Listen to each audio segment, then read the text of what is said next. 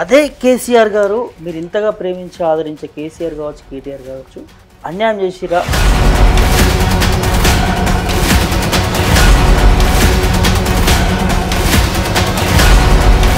MP ticket ఇస్తానని కేసీఆర్ చెప్పి MP ticket ఇవ్వకుండా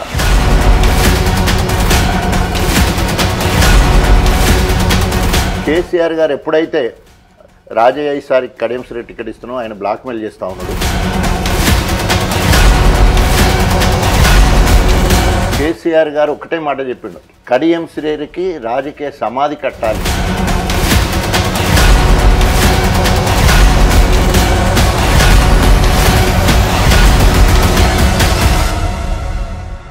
నమస్తే, వెల్కమ్ టు మిర్రర్ టీవీ. నేను మీ ప్రభాకర్. ప్రస్తుతం మనతో పాటు వెరీ స్పెషల్ గెస్ట్ ఉన్నారు. తెలంగాణ తొలి ఉప ముఖ్యమంత్రి డాక్టర్ రాజయ్య గారు ఉన్నారు. ఒకసారి వారిని స్పెషల్గా ఇంటర్వ్యూ చేద్దాము. ప్రస్తుతం జరుగుతున్నటువంటి రాజకీయ పరిణామాలు ఏంటి, అదేవిధంగా ముఖ్యంగా పార్టీ ఫిరాయించినటువంటి బీఆర్ఎస్ పార్టీ నుంచి కాంగ్రెస్ పార్టీలో వెళ్ళినటువంటి 10 మంది ఎమ్మెల్యేలు నిజంగానే మరి ఆ నియోజకవర్గాల్లో బై ఎలక్షన్స్ వస్తాయా, అదేవిధంగా ముఖ్యంగా స్టేషన్ కన్పూర్కి సంబంధించి అసలు ఎలా ఉండబోతుంది, ఏం జరగబోతుంది, బై ఎలక్షన్స్ వస్తే తాటికొండ రాజయ్య వర్సెస్ కడియం శ్రీహరి వీళ్ళిద్దరి మధ్య ఎలా ఉండబోతుంది అనేది సార్తో మాట్లాడించే ప్రయత్నం చేద్దాం. నమస్తే సార్. నమస్తే ప్రభాకర్ గారు. ఎట్లా ఉన్నారు sir? Fine, thank you Prabhakar. Thank you sir. ఏం జరుగుతుంది, బై ఎలక్షన్స్ రాబోతున్నాయా, అసలు ఏంటి పరిస్థితి, ప్రస్తుత రాజకీయ పరిణామాలు ఎట్లా చూస్తున్నారు? సో తినబోతూ రుచెందుకు అనే ఒక సామెత ఉంటుంది. ఎందుకంటే ఇప్పటికే ఎవరైతే పార్టీ ఫిరాయించిందో వాళ్ళు కుడిలో పడ్డ ఇలకలా కొట్టుకుంటున్నారు, కక్కలేక మింగలేకుంటున్నారు. అటు కాంగ్రెస్ అని ధైర్యంగా చెప్పి మెడల కండువా వేసుకొని ఒళ్ళు విరుచుకొని కార్యకర్తలకు ప్రజల్లోకి పోయే పరిస్థితి లేదు. ఎందుకంటే అక్కడున్న కాంగ్రెస్ కార్యకర్తలు వీళ్ళను ఓడగొట్టాలనుకునే వాళ్ళు. పోనీ ప్రజల్లోకి వెళ్దామంటే ప్రజాహిత కార్యక్రమాలు ఎవ్వి కూడా చేయలే ఈ కాంగ్రెస్ ప్రభుత్వం. 6 గ్యారెంటీలు అటకెక్కినాయి, 420 హామీలు ఒక్కటి కూడా చేయలేదు. రేవంత్ రెడ్డి ప్రభుత్వం అట్టర్ ఫ్లాప్ అయిపోయింది. రైతులు దాదాపు 441 మంది రైతులు ఈరోజు ఆత్మహత్యలు చేసుకున్నారు. అవన్నీ కూడా ప్రభుత్వము లేదా ప్రత్యేకంగా రేవంత్ రెడ్డి ఇచ్చిన హామీలు నెరవేర్చకపోవడం వల్లనే ఆత్మహత్య చేసుకుంటున్నారు. రుణమాఫీ కాకపోవడం వల్ల చెప్పి మరీ ఆత్మహత్య చేసుకుంటున్నారు. అందులో కాంగ్రెస్ నాయకులు కార్యకర్తలు కూడా ఉన్నారు. సో కాబట్టి ఈరోజు ఫిరాయింపుకు పాల్పడ్డ 10 మందిలో 9 మంది కుక్కిన పేర్లు ఎక్కున్నారు. ఓన్లీ గణపురం నియోజకవర్గానికి సంబంధించిన కడియం శ్రీ అయ్యి తగుదనమ్మ అని చెప్పేసి బీఆర్ఎస్ పార్టీ కార్యకర్తల కష్టంతో గెలిచి ఇవాళ కావురమికి ఇష్టం ఉన్నట్టు మాట్లాడుతూ ఉన్నాడు. వాళ్ళు కుక్కిన పేర్లు ఎక్కుంటే ఈయన కుమ్మరి పురుగు లెక్క ఎప్పుడు కదులుతూనే ఉంటాడు. అందులోకెళ్ళి 10 ఏళ్ళు అందులో ఉండి అన్ని రకాలుగా అనుభవించి వచ్చి ఆ పార్టీని తిడతాడు, ఆ ప్రభుత్వాన్ని తిడతాడు, అధినాయకత్వాన్ని తిడతాడు. ఆయన అవకాశవాదానికి పరాకాష్ట, నమ్మక ద్రోహానికి పరాకాష్ట. వరంగల్ జిల్లాలో 600 జనాభా, 420 ఓట్లు ఉంటాయి ఆయనకు. ఆయన ఎమ్మెల్యే, ఆయన బిడ్డకు MP, party fund B form ఇస్తే కూడా నమ్మించి ఇంటి వాసాలు లెక్కబెట్టి తిన్నింటి వాసాలు లెక్కబెట్టిన సందంగా ఈరోజు బీఆర్ఎస్ పార్టీ నుంచి బయటికి వెళ్ళిపోతే ఒక పద్ధతి ఉన్నది. నువ్వు ఈ పార్టీకి రాజీనామా, నేను కాంగ్రెస్ పార్టీ నుంచి వెళ్ళి కేంద్రంలో రాష్ట్రంలో అధికారంలో ఉన్నప్పుడు నేను ఎమ్మెల్యేను. తెలంగాణ అస్తిత్వం కోసం, తెలంగాణ ఆత్మగౌరవం కోసం, తెలంగాణ అభివృద్ధి కోసం నేను కాంగ్రెస్ పార్టీ ప్రాథమిక సభ్యత్వానికి ఎమ్మెల్యే పదవికి రాజీనామా చేసి తెలంగాణ రాష్ట్ర సాధన కోసం కేసీఆర్ సిటిక నిలబట్టుకొని తెలంగాణ మొత్తం తిరిగిన ప్రజలు ఆదరించిండ్రు. కాంగ్రెస్లో 11,000తో గెలిస్తే 33,000తో, 58,000తో, 37,000తో నేను 3 సార్లు వరుసగా టీఆర్ఎస్లో, ఒకసారి కాంగ్రెస్ పార్టీలో వరుసగా 4 సార్లు గెలిచిన ఆ మాదిగ బిడ్డ నేను గర్వంగా చెప్పుకోగలను. సో మీరు రాజీనామా చేస్తే మీరు కూడా అంత గొప్పగా చెప్పుకునేటట్టు ఉండాలి. అవకాశవాద రాజకీయంగా ఉద్యమ పార్టీ నుంచి వెళ్ళి అధికార పార్టీలోకి పోయి ఆయన ఎప్పుడైనా అంతే. ఆయన మొత్తము ఎన్టీ రామారావును వెన్నుపోటు పొడిచి చంద్రబాబు దగ్గరికి, చంద్రబాబుకు వెన్నుపోటు పొడిచి కేసీఆర్ దగ్గరికి, కేసీఆర్కు వెన్నుపోటు పొడిచి ఇవాళ రేవంత్ రెడ్డికి. రేపు బిడ్డకు కనుక మరి బీజేపీ ఎన్డీఏ ప్రభుత్వం మహిళ బయన్ల చిన్న కులం ఒక మంత్రి పదవి ఇద్దామంటే కదా అడు కూడా పోయే రకం. అది ఆయన వ్యక్తిత్వము. సో కాబట్టి ఇవాళ ఎప్పుడు ఎలక్షన్లు వచ్చినా కర్రగాల్చి వార్త పెడతాను ప్రజలు సిద్ధంగా ఉన్నారు. ఎట్లా చూస్తారు వారి పాలన, ఏం జరుగుతుంది స్టేషన్ కన్పూర్లో? కడియం శ్రీహరి ఎమ్మెల్యే అయినప్పటి నుంచి అంటే విషయం ఏంటంటే ఆయన పోయింది వ్యక్తిగతంగా బిడ్డకు ఎంపీ టికెట్ కోసం పోయి నేను అభివృద్ధి కోసమే పోయినని చెప్తాడు. ఉమ్, ఈరోజు అభివృద్ధి ఎక్కడ? నువ్వు పోయేటప్పుడు ముందుగాల నీకు నైతిక విలువ ఉందా? ఒకవేళ ప్రజాస్వామ్యంలో రాజకీయ పార్టీలు మారొచ్చు. ఉమ్, యాంటీ డిఫెక్షన్ లా ఏం చెప్తుంది అంటే, ఒక పార్టీలో ఉండి ఆ పార్టీ నాయకత్వం నచ్చకపోతే, నాయకుడు నచ్చకపోతే, ఉమ్, ఆ పార్టీ విధానాలు నచ్చకపోతే ఆ పార్టీ ప్రాథమిక సభ్యత్వానికి రాజీనామా చేయాలి. ఆ పార్టీ ద్వారా సంక్రమించిన ఎమ్మెల్సీ కానీ, ఎంపీ కానీ, ఎమ్మెల్యే కానీ దానికి రాజీనామా చేసి బయటకు పోయి నీకు ఇష్టం ఉన్న పార్టీలో నువ్వు జాయిన్ కావచ్చు. ఉమ్, సో అట్లా నువ్వు చేయలే కాబట్టి అక్కడ మోరల్గా దెబ్బతిన్నావు. రాజ్యాంగానికి వ్యతిరేకం, ప్రజాస్వామ్యానికి కూడా అది వ్యతిరేకం. ఇది 1985లో రాజీవ్ గాంధీ గారు అమెండ్మెంట్ చేశాడు పార్లమెంట్లో. సో మొన్న మీ కాంగ్రెస్ పార్టీ కూడా మేనిఫెస్టోలో పెట్టింది పిఎంప్ల చట్టాన్ని మేము అమలు పరుస్తామని చెప్పేసి. రేవంత్ రెడ్డి ఇంకో అడుగు ముందుకేసి మొత్తం రాళ్లతో కొట్టి చంపండి, ఒక కుక్కకి ఎరీలైతే అయితే ఎట్లా కొడతారో ఊరు కొట్టి తరిమి కొట్టండి, అవసరమైతే నేను కూడా వచ్చి కొడతానంత గొప్ప మాట్లాడి ముఖ్యమంత్రి ఆయన ప్రభుత్వాన్ని కాపాడుకోవడం కోసం నేను గేట్లు తెరిచిన ఎవరైనా రావచ్చు అని చెప్పేసి గేట్లు తెరిచి ముచ్చడం మాట్లాడుతుంది. సో మొదటిసారి డిమోరల్ అయిండు కడియం శ్రీహరి. ఎందుకంటే ఒక పార్టీ నుండి గెలిచి, ఎందుకంటే గణపురంలో కరుడు కట్టిన రాజకీయ పార్టీ. నేను బీఆర్ఎస్ పార్టీ 2011 నుండి 24 వరకు నేను పెంచి పోషించిన పార్టీ. కేసీఆర్ గారి నాయకత్వంలో, కేటీఆర్ మార్గదర్శకంలో గణపూర్లో పార్టీ పదవులు కానీ, నామినేటెడ్ పదవులు కానీ, సర్పంచ్లు, ఎంపీటీసీలు, ఎంపీపీ, జెడ్పీటీసీలు ఏదైనా కూడా నా ద్వారా జరిగింది. సో కేసీఆర్ గారు ఎప్పుడైతే రాజయ్య ఈసారి కడియం శ్రీ టికెట్ ఇస్తున్నావు, ఆయన బ్లాక్మెయిల్ చేస్తూ ఉన్నాడు. ఆయన 2014లో 18లో ఇద్దరు టికెట్ అయితే నీకే ఇచ్చిన, ఇప్పుడు కూడా నీకే ఇస్తారనే ఉద్దేశంతో నేను కాంగ్రెస్కి వెళ్ళిపోతాను, నేను నా బిడ్డ వెళ్ళిపోతా అని బ్లాక్మెయిల్ చేస్తున్నాడు. నీకు రైతు సమితి చైర్మన్ ఇస్తాను, రేపు మన ప్రభుత్వం వస్తుంది, ఎమ్మెల్సీ ఇచ్చి మంత్రి అయినా చేస్తాను, లేకపోతే ఎంపీగా నిలబడుతుంది, నీ ఇష్టమే అని చెప్పేసి అన్నాడు. అప్పుడు మీకు హామీ ఇచ్చాను కదా, ఇదే కదా నేను అనిస్తాను. సో హామీ ఇవ్వడమే కాకుండా నన్ను కన్సోల్ చేసి జనగాం ఇన్ఛార్జిగా ఉండు, గన్పూర్ గెలిపి, ఈ 2 బాధ్యతలు నీకు అప్పచెప్తానని చెప్తే, అప్పటి వరకు జనగాంలో లొల్లి అవుతున్నది మీకు తెలుసు. అప్పటి వరకు పల్లె రాజశేఖరరెడ్డికి, ముందున్న ముత్తిరెడ్డికి, తర్వాత పోచంపల్లి శ్రీనివాసరెడ్డికి ఆ లొల్లిలో నన్ను అక్కడ పంపించి వాళ్ళందరినీ సమన్వయం చేసి రాసి పెట్టుకోండి. ఇవాళ గణపురం కానీ, జనగాం కానీ బీఆర్ఎస్ పార్టీ గెలవడానికి కారణం నేను తీసుకున్న కార్యాచరణ, నా భాష, పబ్లిక్ రిలేషన్స్, ఆత్మీయత, అవసరమైతే డప్పు కొట్టి కూడా అక్కడ ఉన్న వాళ్ళందరినీ ఆకట్టుకునే శక్తి. ఆ రకంగా 7,500 గణపురం బీఆర్ఎస్ పార్టీ, 15,000 జనగాం గెలిచిందంటే 100% నా ఇంపాక్ట్ అక్కడ ఉన్నది. అభ్యర్థి వరంగల్లో 2 గెలిచినాయి. ఆ 2 నేను ప్రాతినిధ్యం వహించిన దగ్గరే గెలవడం జరిగింది. అప్పటి వరకు పల్లె రాజశేఖరరెడ్డి జనగాంకు పెద్ద పరిచయం లేదు. అదేవిధంగా గన్పూర్లో కడియం శ్రీరెడ్డి కార్యాచరణ లేదు, నేను కార్యాచరణ అక్కడ ఎమ్మెల్యే ప్రోటోకాల్. సో ఈ క్రమంలో మరి తిన్నింటి వాసాలు లెక్క పెట్టడం ఎందుకంటున్నాను అంటే, అట్లాంటి నన్ను పక్కకుంచి ఆయనకు టికెట్ ఇచ్చినప్పుడు ఎంతో విధేయుడిగా ఉండాల్సిన అవసరం ఉంది. ఇంకా దానికి పరాకాష్ట ఏంటి, వాళ్ళ జనాభా మన వరంగల్లో 600, 420 వాళ్ళ ఓట్లు కడియం. మాదిగ జనాభా లక్షలు. నేను అసలు స్థితిలో మాదిగుని. ఎందుకు మాట చెప్తున్నా అంటే, అట్లాంటిది నీకు టికెట్ ఇచ్చి, నీ బిడ్డకు టికెట్ ఇచ్చి, బీఫామ్ ఇచ్చి, పార్టీ ఫండ్ ఇచ్చి, కడుపు నిండా బువ్వ పెడితే తెల్లారి వరకే 24 గంటలు దాట ముందే కాంగ్రెస్కు అమ్ముడు పోయినావు అంటే ఇంకా ప్రజలు నేను అంతకంటే నమ్మక ద్రోహం ఏముంటుంది? కేసీఆర్ గారు ఒకటే మాట చెప్పిండు, కడియం శ్రీకి రాజకీయ సమాధి కట్టాలి, లేదా ఆయన కట్టుకున్నాడుగా, ఆయన తీసుకున్న ఈ నిర్ణయంతో ఆయన రాజకీయ సమాధి కట్టుకున్నాడుగా, ఆయనను మర్చిపోండి. ఆయన గణపూర్లో ఏం చెప్తాడంటే, రాజకీయ జన్మనిచ్చింది నాకు గణపురం అంటాడు. ఇవాళ గణపూర్లో నినాదమైంది రాజకీయ సమాధి చేయాలనేది గణపురం నినాదమైంది. తప్పకుండా ఆ వయసులో అంత చెడ్డ పేరు తీసుకొని బయటికి పోవాల్సిన అవసరం లేదు. ఎందుకంటే అంత చిన్న బయన్ల కులమని చెప్పుకునే కడియం శ్రీహరికి అభివక్త ఆంధ్రప్రదేశ్లో లేదా తెలంగాణ మొత్తంలో ఆయన పొందినన్ని పదవులు ఎవరు పొందలే.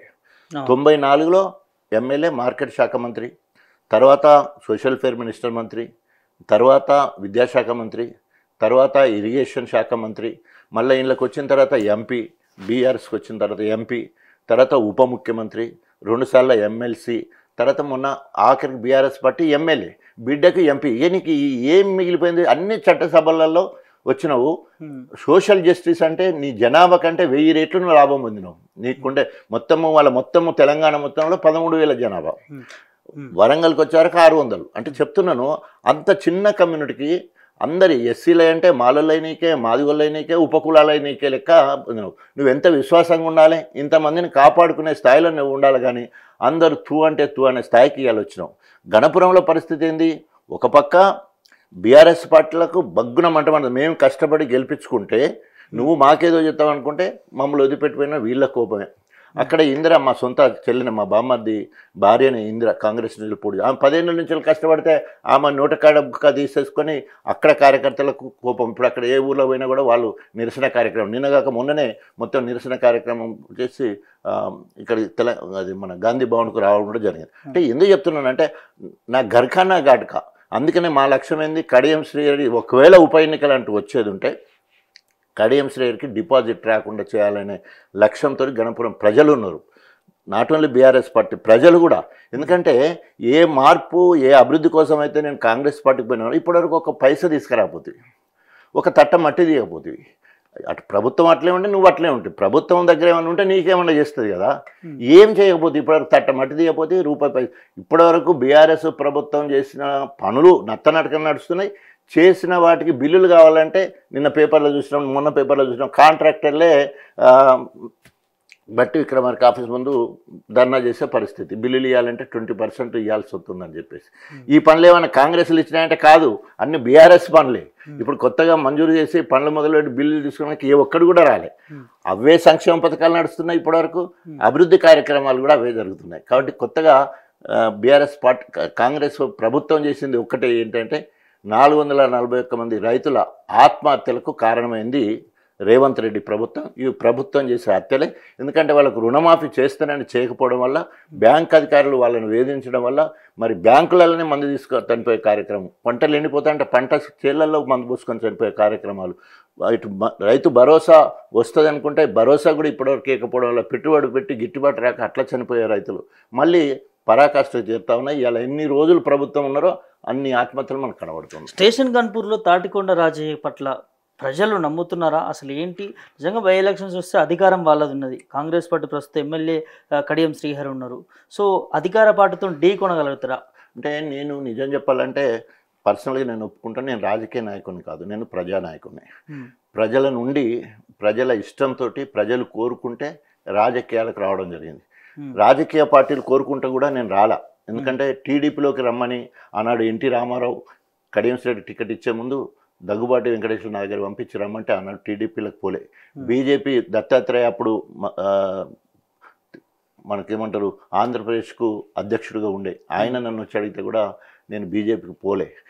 మాదిగా దండోరా ఉద్యమం ద్వారా నా అరంగేష్టమే దండోరా అని నేను చెప్పుకుంటాను. ఎందుకంటే కులాస్తిత్వం కోసం, ఆత్మగౌరవం కోసం, మాదిగలలో కూడా మంచి డాక్టర్లు ఉన్నారని చెప్పుకోవడం కోసం, అప్పటికే జాతీయ అవార్డు వచ్చిన పిల్లల డాక్టర్గా.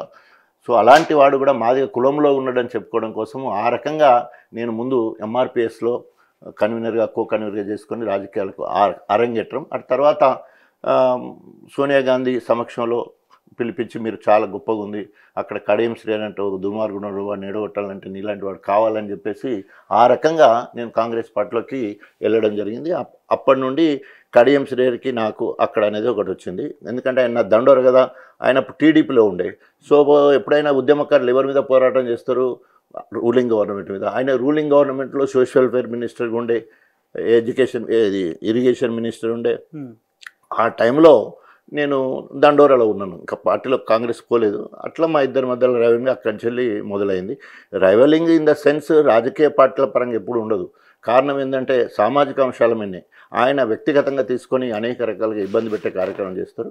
సో ఆయన ఎన్ని ఇబ్బందులు పెట్టినా కూడా నేను గెలిచినప్పటి నుంచి ఎప్పుడు, ఉదాహరణకి 2009లో నేను ఆయన మీద, ఆయన మహాకూటమి అంటే TRS party, TDP, CPI, CPM 4 పార్టీలు 2009లో మహాకూటమి పేరుతో నిలబడితే నేను ఆయన మీద 9674 ఓట్లతోటి మొదటిసారి ఆయన మీద గెలిచినాను 2009లో.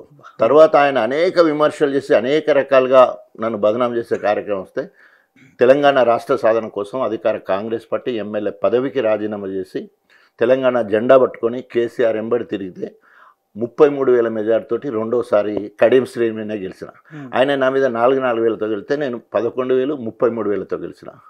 తర్వాత మూడోసారి 2014 ఎన్నికల్లో ప్రజలకు వెళ్తే 4 గంటలు అంటే 58,000 మెజార్టీతో గెలిచాను.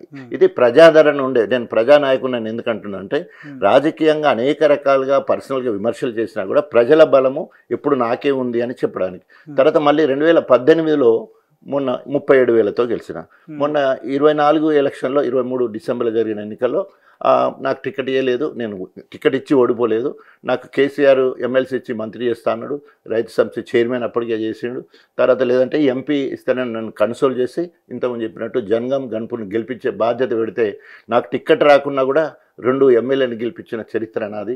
నాకు ఎంపీ టికెట్ ఇవ్వకున్నా కూడా ఎంపీ అభ్యర్థి సుధీర్ కుమార్ కోసము స్టార్ క్యాంపెయిన్గా మొత్తం వరంగల్ జిల్లా తిరిగి ఆ రకంగా కేసీఆర్ గారు ఏ పనప చెప్తే ఏళ్ళు చూపితే కొండ బాకేలే విధంగా ముందుకు పోతూ నాయకుని ఆదరణ మెప్పు పొందటానికి నా లాయాలిటీ ఎప్పటికైనా పనికి వస్తుంది. అదే కేసీఆర్ గారు మీరు ఇంతగా ప్రేమించి ఆదరించే కేసీఆర్ కావచ్చు, కేటీఆర్ కావచ్చు, తాటికొండ రాజయ్యకి, డాక్టర్ రాజయ్య గారికి అన్యాయం చేసిరా అంటే నీకు ఎక్కడన్నా అనిపిస్తుంది? అంటే గతంలో ఉప ముఖ్యమంత్రికి సంబంధించి ఒక అంశము, మొన్న టికెట్ ఇవ్వని అంశము, సో ఏం జరిగి ఉంటుంది అసలు? నేను ఎదుటి వ్యక్తుల గొప్పతనం గురించో లేకపోతే వాళ్ళు నాకు చేసిన అన్యాయం గురించి నేను మాట్లాడక నా ఒబీడియన్స్ గురించే, తెలంగాణ రాష్ట్ర సాధన కోసం అధికార పార్టీని వదిలి తెలంగాణ జెండా పట్టుకున్న అస్తిత్వం కోసం తెలంగాణ. సో అది మొదటి త్యాగం.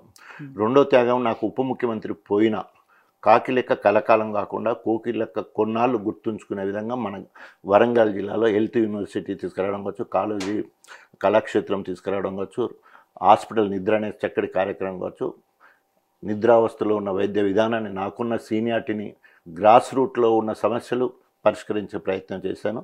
సో అక్కడ నేను సక్సెస్ అయ్యాను. కానీ ఆనాడు ఉన్న సందర్భాలను బట్టి, అక్కడ వచ్చిన అభియోగాలను బట్టి ఆ రోజు కేసీఆర్ ముఖ్యమంత్రిగా నన్ను బర్దరఫ్ చేసినా కూడా ఎక్కడ కూడా తొనకకుండా నాయకత్వాన్ని బలపరుస్తూ ఎక్కడ కూడా నిందించకుండా సిన్సియర్గా ఒబీడియంట్గా ఉన్నాను. అంటే కట్టుబడి ఉన్నాను. 2, మూడవది, నాకు ఎమ్మెల్యే టికెట్ ఇవ్వకుండా ఇవాళ రేపు వార్డు మెంబర్ ఇవ్వకపోతే సర్పంచ్ అయిపోతే తెల్లారి ప్లేట్ ఫిరాయిస్తారు, ఆగమాగం చేస్తారు.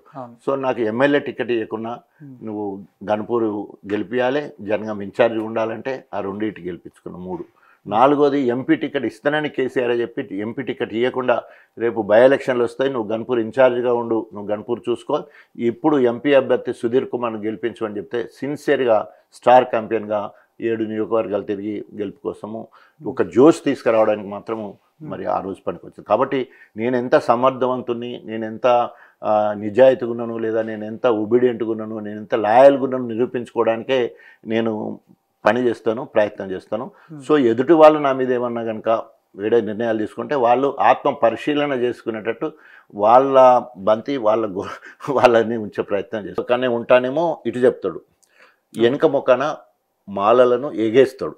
అంటే ఎందుకంటే ఆయన ముఖ్యమంత్రి పదవిని కాపాడుకోవాలంటే మాలల సపోర్ట్. ఇంతకుముందు ఖర్గే మాల, సిడబ్ల్యూసీ మెంబర్ మాల, ఇక్కడ లోకల్ 2 ఎంపీలు మాల, తర్వాత మంత్రి బట్టి విక్రమార్క మాల, స్పీకర్ కూడా. అంటే ఇంతమంది ఇప్పుడు ఏమైతే ఈయన ఎప్పుడైతే మాలలకు వ్యతిరేకంగా పోతే అక్కడ వీళ్ళు కంప్లైంట్ చేస్తారు.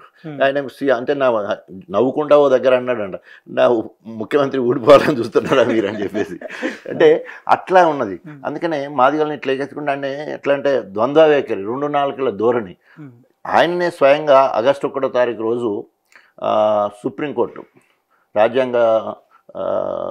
సుప్రీంకోర్టు తీర్మానం వచ్చింది గొప్పగా. ధర్మాసనం, రాజ్యాంగ ధర్మాసనం, సుప్రీంకోర్టు చంద్రచూడు నాయకత్వంలో 6:1 తీర్పులో రాష్ట్రాలకు స్వయం ప్రాతిపత్తి ఇచ్చి అక్కడ ఉన్న జనాభాను బట్టి ఏబీసీలుగా వర్గీకరించుకోవచ్చు అని చెప్పేసి అంటే తగుదనమ్మా అని చెప్పేసి ఉబ్బిపోయి అప్పటిదప్పుడే నిండు సభలో అసెంబ్లీలోనే మాదిగా ఎమ్మెల్యేలందరినీ నన్ను పక్కన పెట్టుకొని మొత్తము భారతదేశం మొత్తంలో తెలంగాణలో మొత్తంలో ఏబీసీలు చేస్తా, అవసరమైతే ఆర్డినెన్స్ తీసుకొస్తా. 3వది, ఇప్పటివరకు ఇచ్చిన నోటిఫికేషన్లు కానీ ఇక ముందు ఇచ్చేవాట్లు కానీ ఎస్సీలను ఏబీసీలుగా వర్గీకరించిన తర్వాతనే నియామకాలు జరుగుతాయి అని చెప్పేసి మాట ఇచ్చిండు. ఏకసభ్య కమిషన్ వేసిండు షమీమ్ అఖ్తర్ తోటి. 3 నెలలు పోయింది, 4 నెలలు, మళ్ళీ ఇప్పుడు మార్చి 10వ తారీఖు వరకు మళ్ళీ గడువు ఇచ్చారు. సో ముందు ఇచ్చిన ఫిబ్రవరి 10th ఒక నివేదిక ఇస్తే దాని తప్పుల తడక లెక్క అశాస్త్రీయంగా ఉన్నది. సో ఎదిగిన కులాలు అట్టడు కులాల జాబితాకి వెళ్ళిపోయినాయి. పంబాల కావచ్చు, తర్వాత మన్నెపూలు కావచ్చు, ఏ గ్రూప్కి వెళ్ళిపోయినారు, వాళ్ళు ఎదిగిన కుటుంబాలుగా ఉన్నాయి. దాంట్లో 2500 జనాభా ఉన్న డక్కలి వాళ్ళు ఉన్న దాంట్లో ఎదిగిన 1000 మంది ఉంటే 100 ఉద్యోగాలు చేసే పంబాలలో వచ్చే పరిస్థితి కనబడుతుంది. అంటే ఎవిడెన్స్తో సహా చూపించినాం. మాతో ఎప్పుడు ఉండే బుడగలింగాలను తీసుకుపోయి ఏ గ్రూప్లో వేశారు. అదేవిధంగా వీళ్ళు ఏమంటారు, నేత కాని వాళ్ళు థర్డ్ హైయెస్ట్ 1,33,000 జనాభా ఉంటుంది. వాళ్ళకు గ్రూప్ అన్న పెట్టాల్సి ఉండే, వాళ్ళని ఏం చేసిందంటే మాలల పర్సెంటేజ్ పెరగాలని అందులోనే ఉంచుకున్నారు, అత్యధిక వెనుకబడ్డ వాళ్ళు. సో ఆ రకంగా వాళ్ళకి 5% రిజర్వేషన్ వచ్చేటది. మా దగ్గర నుంచి బుడజంగాలను తీసేతోటి మాది వాళ్ళతో బుడజంగాలు తీరుతుంది, మాది 12 ఉండాల్సింది, మాది 9కి పడేసే కార్యక్రమం. ఇట్లా అశాస్త్రీయంగా ఉన్నది. కాబట్టి దీని మీద మళ్ళీ పునరాలోచన లేదా మళ్ళొకసారి విచారణ జరిపించాలని చెప్తే ఒప్పుకొని 1 నెల రోజులు పోస్ట్ పోన్ చేస్తాం. అదంతా మంచిగా పోస్ట్ పోన్ చేసినా కానీ మంచిగా మళ్ళీ ఏం చేసినట్టు పోస్ట్ పోన్ చేసినట్టు ఇటు చేసిండు మా కులానికి. మళ్ళీ అటు ముఖాన్ని నియామకాలు చేపట్టమన్నారు. 10వ తారీఖు నుండి 19వ తారీఖు వరకు షెడ్యూల్ ఇచ్చింది మొత్తం నియామకాలు చేపట్టడానికి. సో దానికి నిరసనగా వెంటనే అది ఆపాలి. 12వ తారీఖు నుండి అసెంబ్లీ జరుగుతుంది కాబట్టి వెంటనే మొన్ననే తీర్మానం అయింది, క్యాబినెట్ తీర్మానం అయింది. దాని ఎస్సీలను ఏబీసీలుగా వర్గీకరించిన తర్వాత దాని ప్రకారమే నియామకాలు చేపట్టాలని డిమాండ్ చేస్తూ ఈరోజు మాట్లాడింది. అంటే మాదిగ బిడ్డలతో చదరంగా మాడుతున్నాను అనుకోవచ్చు. అంతే కదా, క్లియర్గా అంతే కదా. మాదిగ బతుకులతోటి చదరంగా మాడుతున్నాడు, ఆశ చూపి వాళ్ళను మోసం చేస్తూ ఉన్నాడు. సో ఆ రకంగా మాదిగ ఉపకులాలకు ఎవరైతే ఎస్సీ వర్గీకరణ కోసం ఎదురుతున్నారో వాళ్ళందరూ కూడా మోసం చేసినట్టే. ఇప్పటికే రైతులకు మోసం చేసి రైతుల ఆత్మహత్యల కారణమైండు, మహిళలకు మోసం చేసి మహిళల చేత చివాట్లు పడుతూ ఉన్నాడు. ఇంకా ఎస్సీలతో కనుక పెట్టుకుంటే నీ పదవి గండం తప్పదు.